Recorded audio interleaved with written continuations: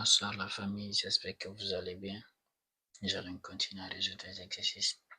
Ce soir, nous avons un nouveau exercice qui nous parle d'écrire un programme qui permet de vérifier si le nombre est pair. Je pense qu'on a fait ça depuis avant.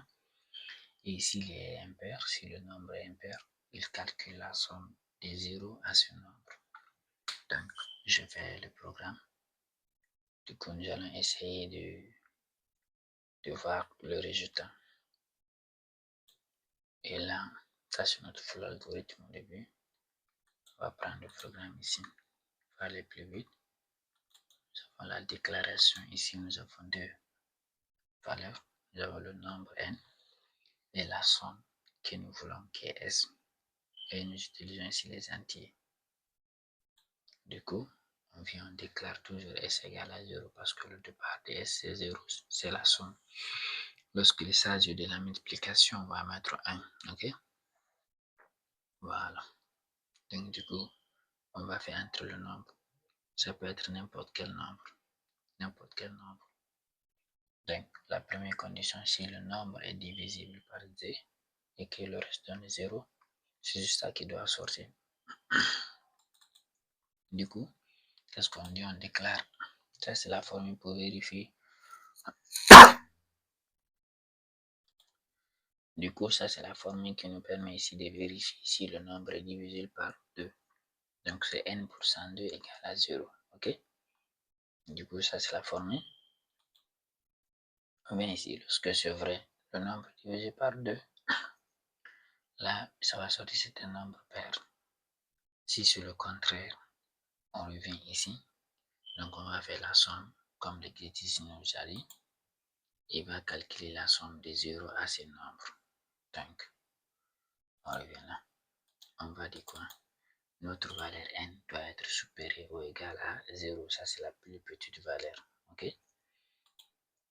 Et la somme s égale à s plus n, puisque n, ça va diminuer du nombre qu'on a mis jusqu'à 0. Donc, ce serait s plus n. Donc, du coup, s, c'est déjà la somme. S, on a déclaré c'est 0.